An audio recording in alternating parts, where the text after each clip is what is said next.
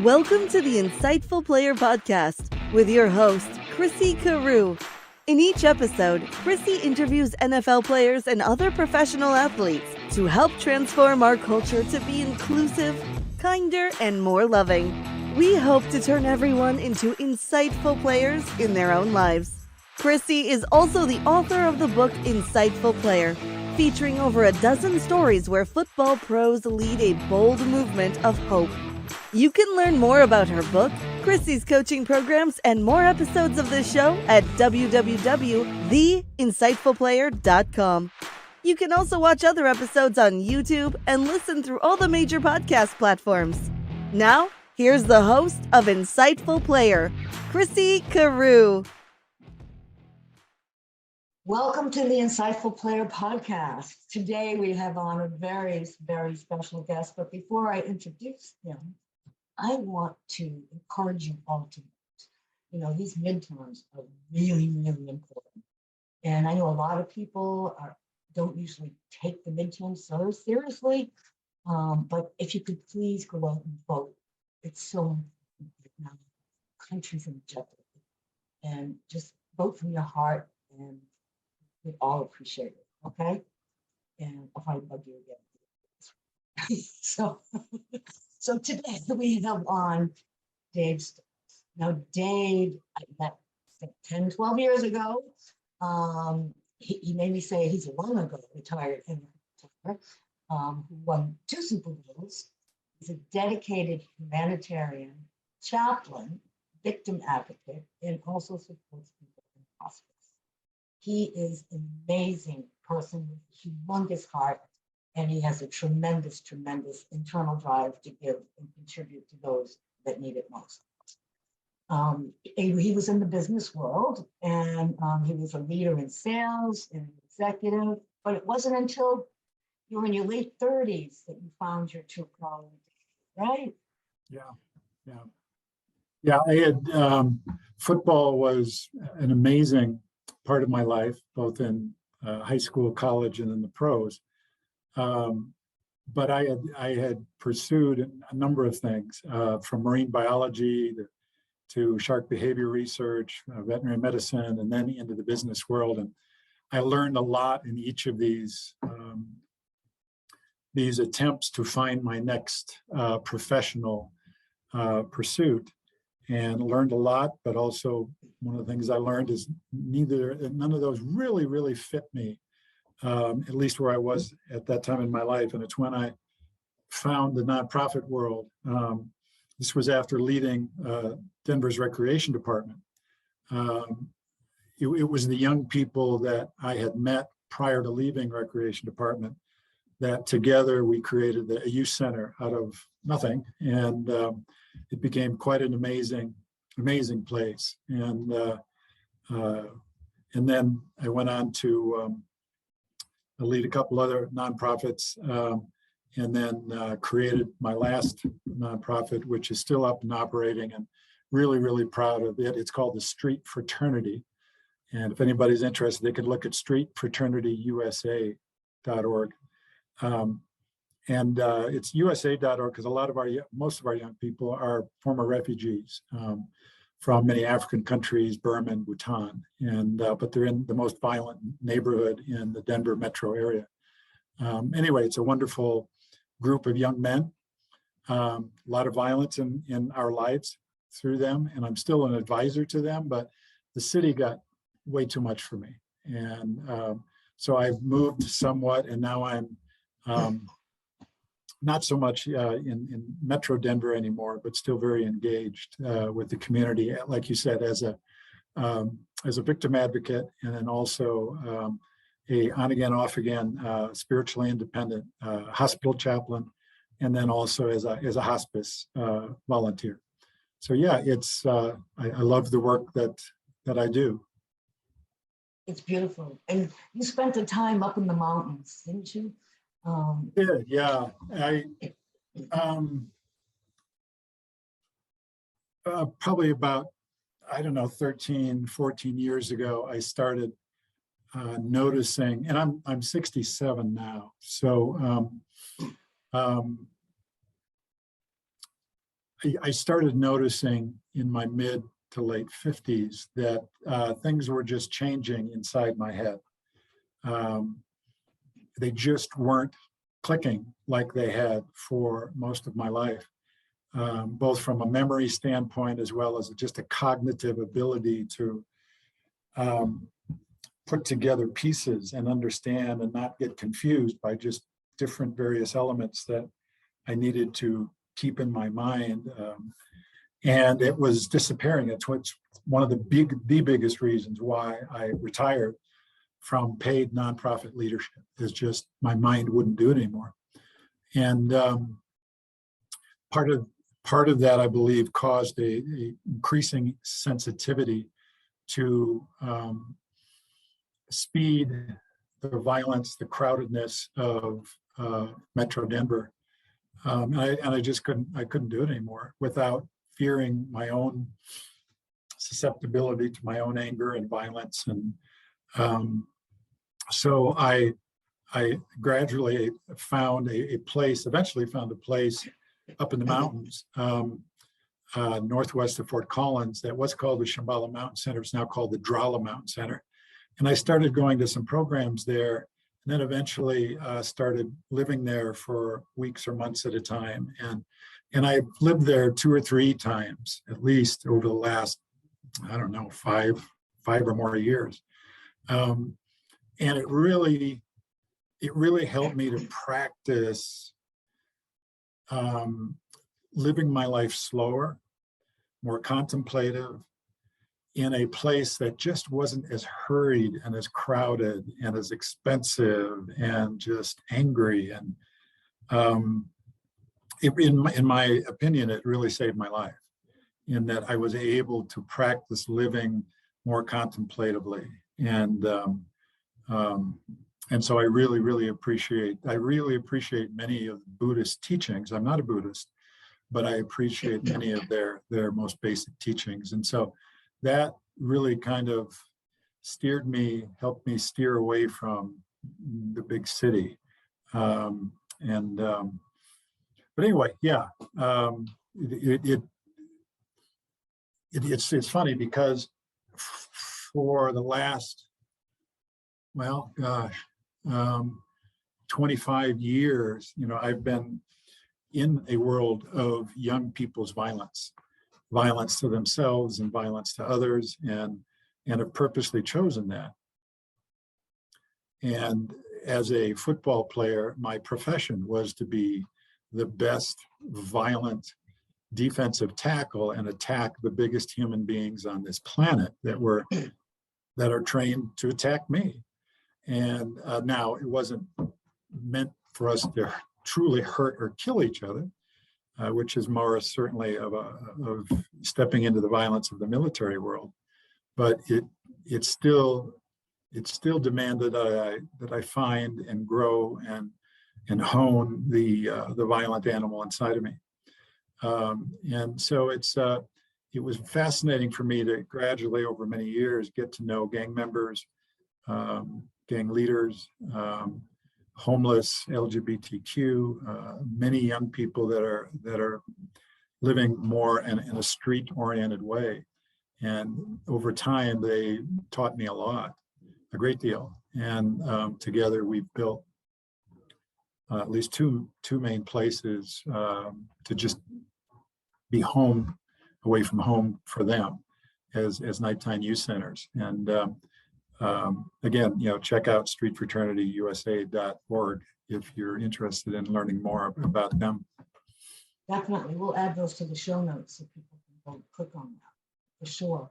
It's really remarkable. And that must have been so tough, having a cognitive decline show up. And do you think that was from playing football? I know a lot of it is from football. I mean, it's at the same time, I don't ask anybody to feel sorry for me or anybody that chooses to professionally hit their head against large people. I mean, it's just, looking back, it's not the smartest thing to do. And we even did it, and we weren't even making millions of dollars. And so that even makes us a little more suspect.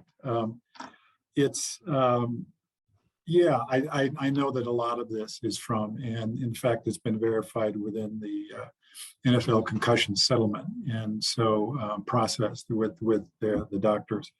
And so I have been diagnosed with something that is considered early dementia. And so I'm on a path of continuing to lose cognitive ability and memory and other brain-related issues. And I'm not really sure how quickly it will continue to, I don't think progress is the right word, but to continue to get worse. I hope not, but it's my understanding of our knowledge of dementia at this point in stage in our scientific and medical world is that it can't be slowed down, and it cannot be solved. Now, maybe in future years it will, and I'm part of some of the research at Boston University. I just really, really love Boston University's CTE and Alzheimer's program. And so I'm working with some of the best in the world in that. Yeah. Do you get to Boston? I do. I just got back from Boston last week. It was, I go out about once a year to participate in their research. They do all kinds of brain stuff and MRIs and a bunch of tests and neuropsych tests. And the good thing is, and this is something that I strongly recommend to athletes or anybody that might be doing something where they know there's a danger of hitting your head, whether that's purposefully like we do as football players or by accident, like as a mountain bike rider or anything else where the head is at risk. I would highly encourage people to, at a much younger age than certainly 67, I mean, in their maybe even teens, 20s, 30s, to go and get exams and neuropsych exams to set a baseline, more or less, of where is your cognitive and memory performance now when you're healthy, so that if you do have your brain start disappearing, you can compare it to something. What's very difficult right now for people my age and older is there is nothing for me to compare it to in scientific testing. And so I'm compared with the general population, and that can be problematic. Wow, that's such great advice. Next time you come to Boston, you have to let me know. I'll come and see you. Close by. But that's really great advice. And it's amazing, your lifestyle, slowing down your lifestyle. Yeah, right? Well, yeah, when certainly the brain is, I don't know if slowing down is the right word, but it's when it's just not handling what it used to, when it's not connecting inside like it used to, when I can get overwhelmed by having too many inputs, whereas in my past I could have handled many more inputs into my consideration. When that starts slowing down, it's tough to say, you know what, and it's why I stepped away from full-time paid nonprofit leadership. I cannot do it anymore. I can't, and do an excellent job. There's no way. And so I can continue to fight it and continue to try to do that, and probably eventually be let go by whoever I'm working with or for, or I can decide, okay, I'm going to do what I can, and I'm going to adjust my life so that what I'm trying to do with myself is slower, it is more contemplative, it has less inputs that I've got to try to read immediately and balance with other inputs. And so I've just chosen to try to adapt my life. And so far, I've been, I think, fairly successful at that. Now, as my brain if it does continue to deteriorate, there will be a point where even that's going to be very difficult. And at some point, I may need to be in a facility where there are others taking care of me. And that is not something that I hope happens. And yet it's something that I have to plan for. Oh, you have so much courage. It's amazing. And it's amazing how your internal drive to contribute to others, you're still doing them, with hospice, victim advocates, being a victim advocate, as well as being a chaplain, non-denominational chaplain. I just think you know that. And good for you. That's amazing. So how is it within you that motivates you internally to continue to share your gifts so generous? I mean, you're contributing so much to so many in such a loving way.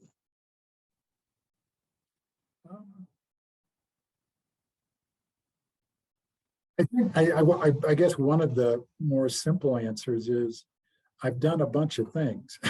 And so I've been in the for-profit world. I've been in the academic world. I've been in the government world as a profession in these different worlds. And I've been able to experience what fit and what didn't fit. And making money just to make money, it just didn't fit. I could have been very successful. I could have been a very wealthy person, but it just didn't fit for me as the reason why I'm going to work and then getting off of work. And I want to make a good living in what I do, but just to make money just never worked for me. And then government didn't quite fit for me, and I won't really go into that, but the academic world, I could see doing that. At the same time, I like doing things versus just, say, teaching things. And so I find that the nonprofit world is incredibly challenging in a business sense, a huge, amazing challenge, sales-wise, knowing finance, managing people. But the difference is when I was with private companies and either working as a salesperson or in managing others, again, my motivation for going to work and staying away from my family and all of the hardships, just doing work and managing people and the issues in their lives, that still happens in the nonprofit world. But when it's just for making money for me, it just didn't work for me. And so when I'm doing all of those difficult things and the end product is attempting to truly help people have better lives through different ways of doing that, wow, that just felt so much more. It's just the life, as I look back, as I get older, and as I am often with dying patients, and to know that for all of us, every one of us, including myself, there will be a day when I'm going to be looking back, it could be tomorrow, that did I have a good life? And what does good mean to me? What is good? If I measure this life I had, what was it? Was it good? And so I've had to think about that a lot over the years. I've not had to, but I've chosen to. Right. And trying to gauge the goodness of my life just feels better when I can feel that my time and energy has maybe helped some others. And now I still get caught up into the same kind of, just like in capitalism, it's like, it's so often make more money. Whatever you're making, it's never enough. Well, that can happen in the nonprofit too. If I'm helping one person, well, I should help two. Well, no, really 10, no, 1,000, no, 5. We get caught in that trap of always more and more and more. And that's one of the teachings of Buddhism that I really admire is helping me understand, but also practice. Can I be grateful? Can I be grateful in the moment? Can I be grateful with what I just accomplished? Maybe tomorrow or the next day or the next week or next month, I may seek more again. But can I practice having this be enough right now? And I've had to practice that.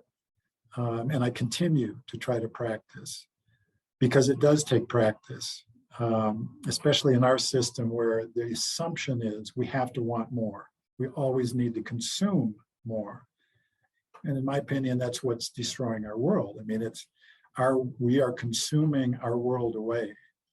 And the consumption that we do and the competitiveness with each other that we do in consuming against other countries or other groups of people, whether that's here at home or across the oceans, man, I mean, there's only so much Earth. So, okay, how do we do this on a global level? Well, it starts with me. And can I be content?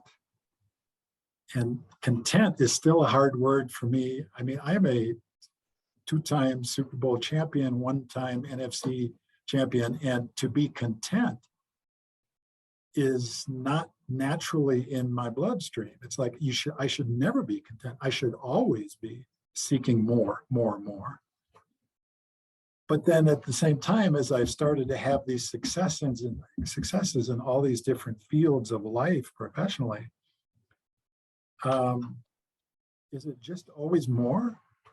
Or is there a time, for a period of time, we can go, wow, this is good, and I want to appreciate it. Wow. When you speak, I listen always. You have so much wisdom. Life is all about contribution, significance, and legacy. And you have such a calming effect. And our world is crazy. And you have some really valuable lessons to share that could really help young people as you ask yourself thought-provoking questions that you don't have answers to, and then you search and you gain insights. What can you say to our youth about that, especially with all this craziness that we have going on? Well, first off, I would say to younger, and the older I get, the more people are younger. And so it's like, number one, if there are younger people listening, thank you. I mean, because I think in many ways we've done young people a huge disservice in what we're handing them. We're handing them a world that is not in a good place. And we have an even more of an ability to destroy this earth for all of us, and especially though for them. And so I would ask, I would hope that our young people would maybe consider asking some of us old folks what we think, and consider listening, and then consider what we say, but do not wait for us to give you permission. Do not. Because so many of us older folks are so stuck in our ways, and we're so stuck in what was, and we're so resistant to so many things, especially, oh my gosh, and so I really ask you young people to get a taste of different ways of interacting with our world and being exposed to different places and people in our world, so you can see it's not just your life, how you've lived it. There's so many other people out there. So taste that, get a sense of that. And then again, if you consider what we offer you as advice, thank you. What a gift for you to even offer that. But don't wait for us to give you permission. Do not. Because we're just going to probably just try to hold on to our power, and as long as we can, and not necessarily listen to you. So in that, one of the things I would ask you to do is start writing as a young person. And whether you're writing on a computer or you're writing on your cell phone type thing, a smartphone, whether I know for me, it's writing in a notebook. But I would say start writing what you're thinking, what you're wondering, what frustrates you, what makes you angry, what makes you feel an incredible amount of joy and love. And then really just by writing, starting, just acknowledge that that's happening with you and that your feelings are relevant. And what fits for you is especially relevant. And it's going to take practice for you, as it has for me, and it still is for me, to practice really noticing what my challenges are. One of my challenges right now is to listen to the news, read the news in a way that I can stay informed, but not be manipulated into being overly angry. And I'm not sure I'm an expert at that. I'm sure of that. I'm sure of that. So I want to know what's going on, but I don't want to be manipulated. And so I would ask young people, try their best to not be seduced by distraction. I think, and I know our entertainment world, which is often delivered through this now, through our handheld thing, is there are strong economic reasons why these major companies are wanting us to be addicted to the phones and to certain entertainments, because we'll pay for them. So it's my gosh, I would just ask you all just to be aware of that and to find ways to live your life that it's not just virtual. Virtual has a place, but man, your ability to interact with real people and to listen to them and to watch them. And I think one of the greatest talents any of you can develop is your ability to sincerely listen and to sincerely find the right questions to ask so that then you can listen more and to really understand what are others seeing, what are others feeling. And then maybe you or I can discover, well, gosh, is there a way I can assist? And maybe not. But to the power of asking the right questions and truly, sincerely open listening. Oh my gosh, one of the greatest, not only the greatest individual goals for myself, but also one of the greatest management tools. As a manager and a CEO, I learned that distinction in pro football from two different coaches. One who was a very famous, coach, and we won a Super Bowl, and it was Tom Landry, and he was a top-down coach. And he told everybody, here's what you're going to do, and you guys do it. I'll make the decisions and do it. And we won a Super Bowl, and we lost the Super Bowl, and we were the best in the world at that point. But then I won a Super Bowl again later in my career. It was with Al Davis, who was a real character in many, many ways. But he also taught me that you can win in the same sport, by asking questions and listening. And as a decision maker in that organization, sincerely considering what I just heard before I make my decision. And I chose to be an Al Davis kind of a leader. Now, Al Davis had other points as a leadership that can maybe be challenged. He was pretty aggressive in many of his ways, but it's just the fact that I felt so honored for somebody as smart and as experienced as him to actually ask me questions and sincerely listen to my answer, and to feel like he truly considered that as he then made larger decisions. That, man, to this day, I would run out in front of a Mack truck, I think, for him, maybe. But that's the manager I hope I've been of other people, is somebody who sincerely listens, has to make tough decisions at times, but then try to further empower the people who will then try to deliver that service. Anyway, yeah, I'm. No, it's really valuable. It's really valuable. And listening is so important. No one is listening to each other, and we're just talking out or yelling out or screaming at each other. So it's really valuable. And I think it's the children, Dave, are the ones that are gonna transform our world.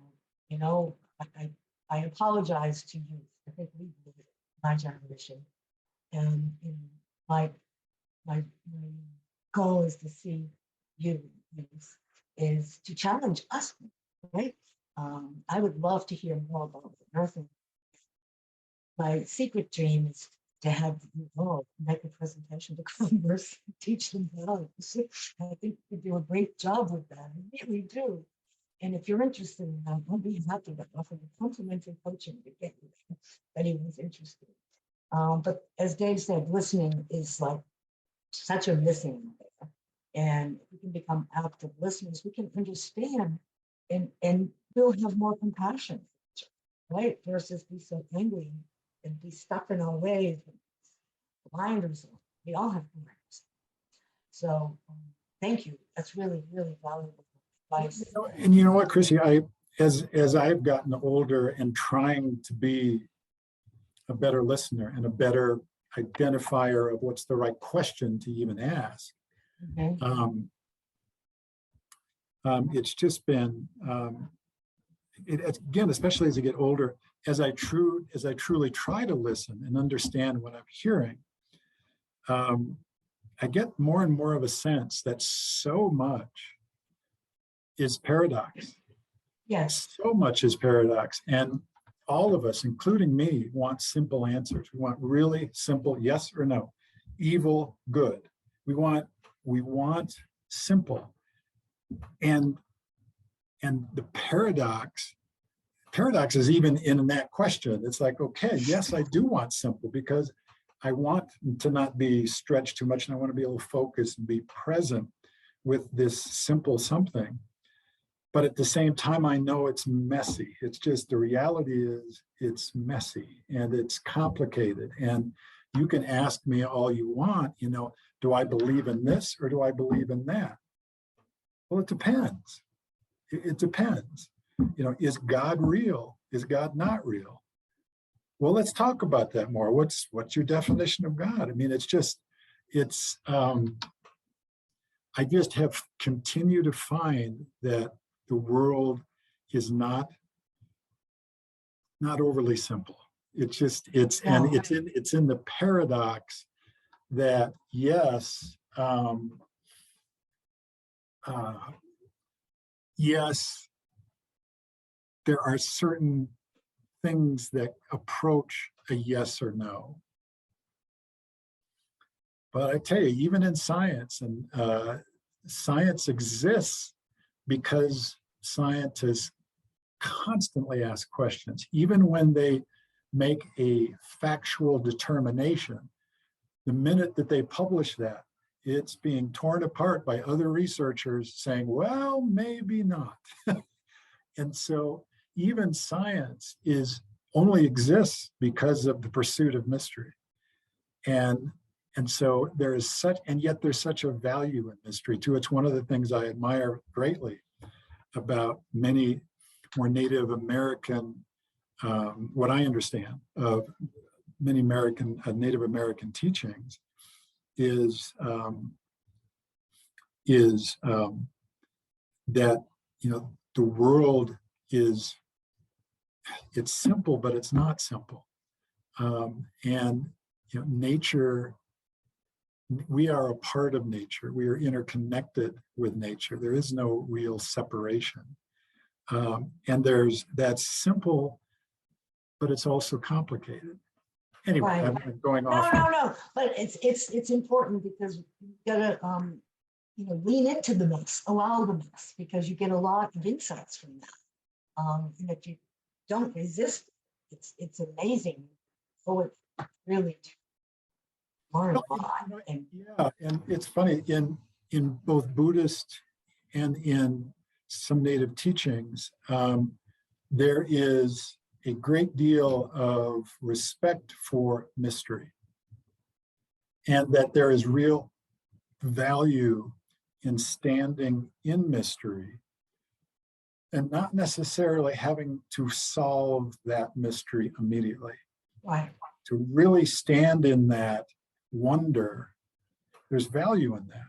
And oh my gosh, I absolutely have grown to really appreciate that concept.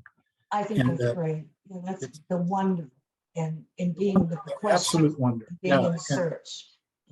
absolutely. And yes, there's absolute value in determining why does this happen or what is that. But there's also just a great deal in mystery. And like, I know I'm going to die. We all are. And I have the pleasure and the challenge of often being with dying patients.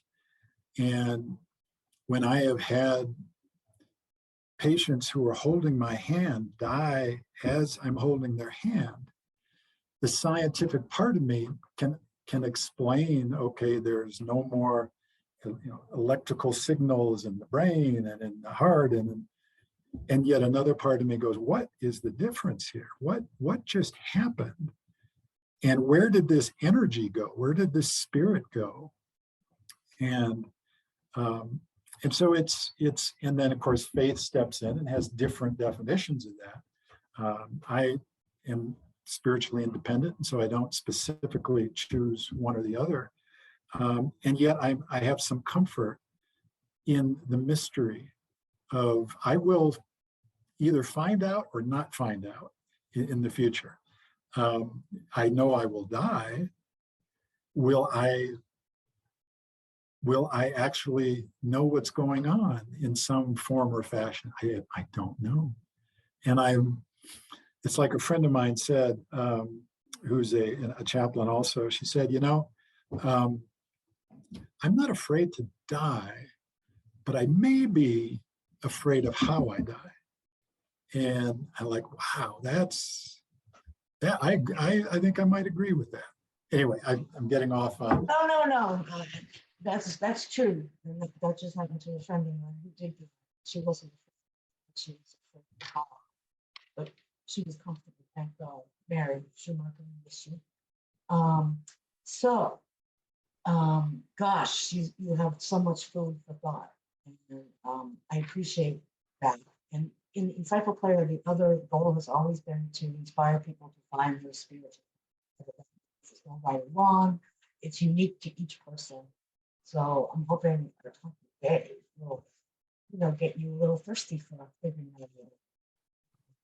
That would be a wonderful thing for all of us to be on conscious spiritual path, whatever that is. So Dave, thank you. But before we go, you said that I want you to tell us about that raft trip this wild raft trip that you. It's really interesting. There was an article that I saw in the newspaper, and it talked about a magazine article about a guy named Joe Hawley. And Joe is a former offensive center for Atlanta Falcons and the Tampa Bay Buccaneers, and much younger than me. I think he retired from the NFL. Oh, gosh, I think 5 or 6 years ago. And he is and the article was about him transitioning away from the football life, and how he's done that. And he's created his own organization called the Heart Collective, spelled H-A-R-T, the Heart Collective. And he started it by focusing on us former pro football, but also pro male athletes. He's now, I think, growing it further than just us. And he's been based out of Austin, Texas. So I would offer folks a chance to just check out the Heart Collective, H-A-R-T.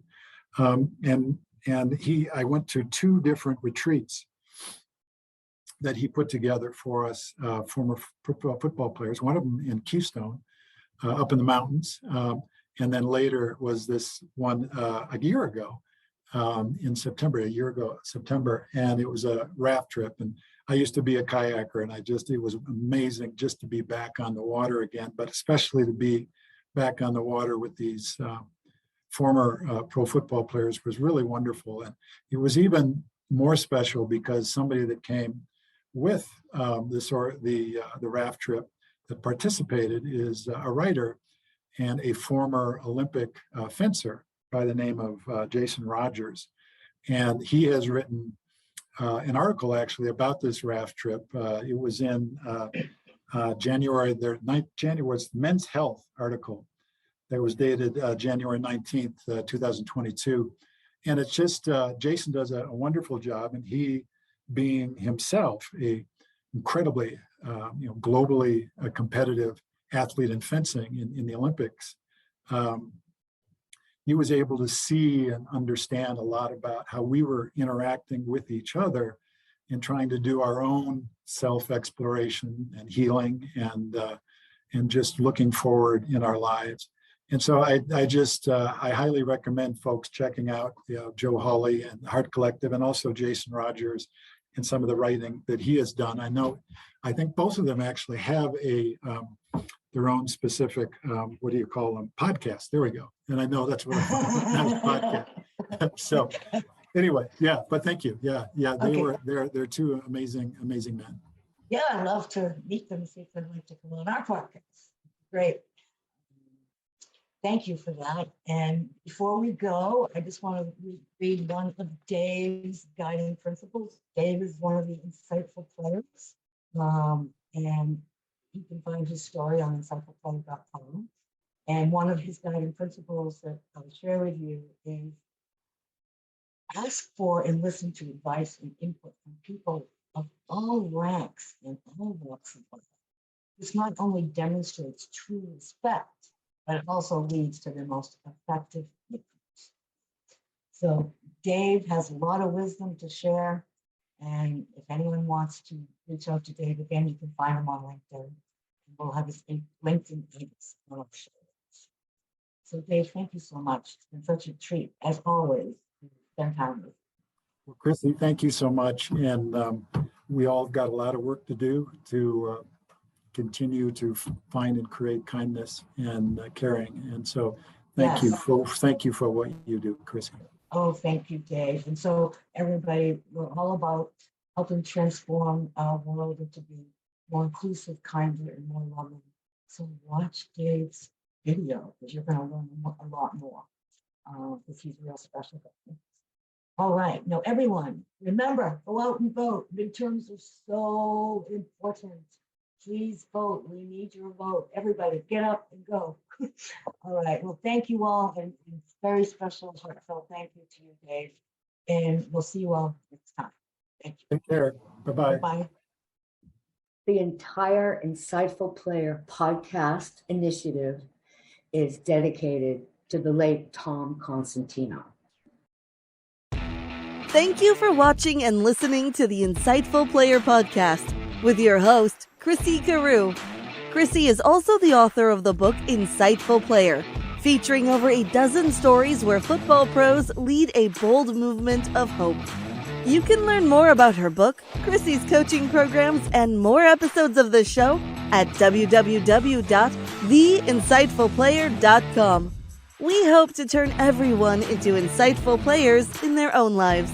You can also watch other episodes on YouTube and listen through all the major podcast platforms. Thank you for your comments, reviews, and sharing the show with others.